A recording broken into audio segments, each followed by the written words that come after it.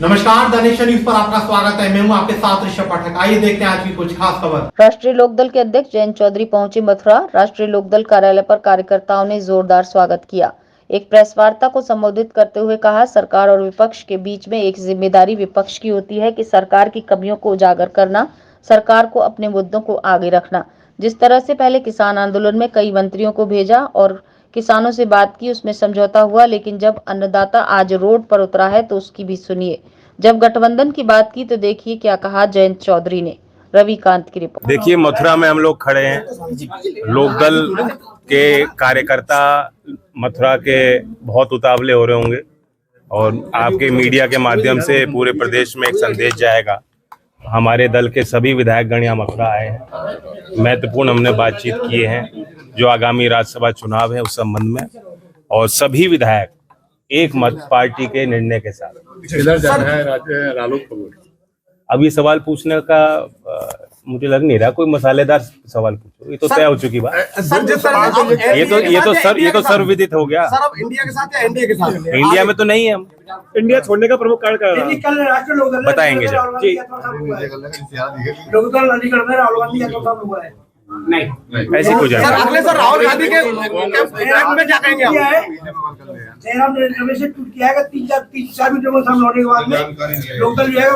हमें मुझे कोई जानकारी अब तक प्राप्त नहीं हुई। वहाँ यूनिट से हम पूछेंगे। कोई भी लोकदल का व्यक्ति चलो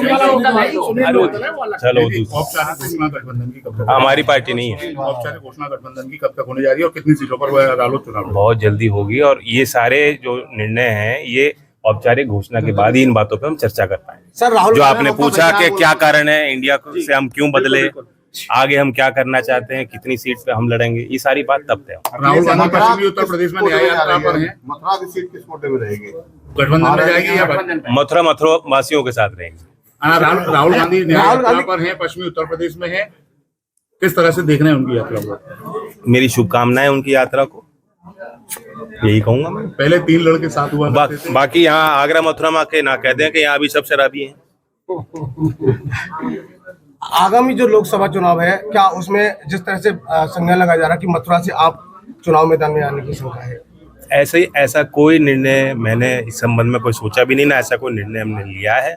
और जब घोषणा हो जाएगी गठबंधन की तब सीट वाइज हम बात करेंगे। लोगों में चर्चा ये भी है कि जयंत चौधरी जिस सरकार के खिलाफ दहाड़ते थे और आज उसी पॉलिसियों को अपना रहे।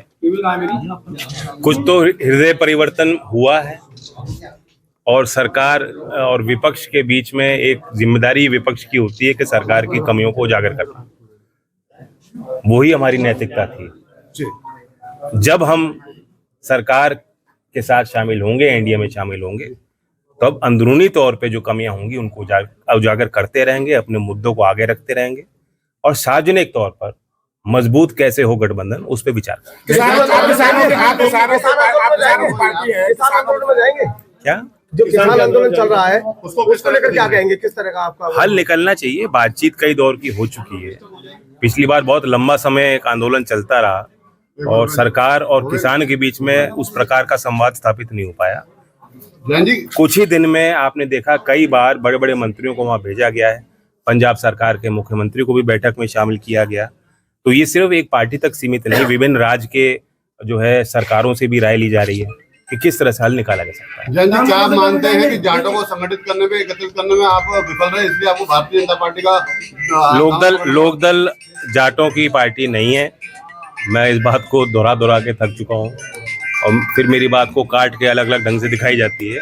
हम किसानों के, मजदूरों के और नौजवानों की आकांक्षाओं को आगे बढ़ाने के लिए हम मेहनत करते हैं। किसानों से अगर बातचीत के लिए आपको भेजा जाएगा तो जाएंगे? बिल्कुल, मैं उसके लिए मध्यस्थता के लिए तैयार हूँ। जो भी जिम्मेदारी मुझे दी के खिलाफ आप थे, लेकिन अब अग्निवीरों का क्या होगा? देखिए, जो 10 साल में हम विपक्ष में थे, किसी भी योजना को उठा के देखेंगे। प्रखर जिस मुद्दे का विरोध हमने किया था, सभी राजनीतिक दलों में सबसे पहले लोकदल के कार्यकर्ता सड़क पे थे, जनहित के मुद्दों को उठाते हैं और उसी भूमिका में आप हमारे कार्यकर्ताओं को मेहनत करते देखेंगे। डिबेट कर रहे हैं। जैन जी पुलिस भर्ती अरे पीछे कर रहा है हाथ को पुलिस भर्ती परीक्षा कैंसिल हुई है।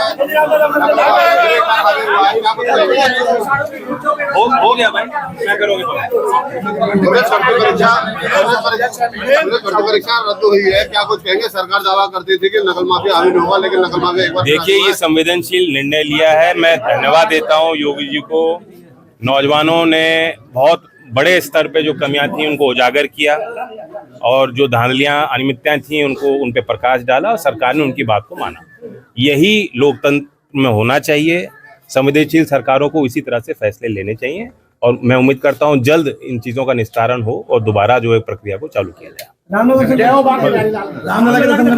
जय बोलेगी तो मैं आर्य समाजी विचार से हूँ, इसलिए मेरे लिए हम छोटी बड़ी खबरों को जानने के लिए जुड़े रहिए दानिश न्यूज़ पर, हरदम आपके साथ।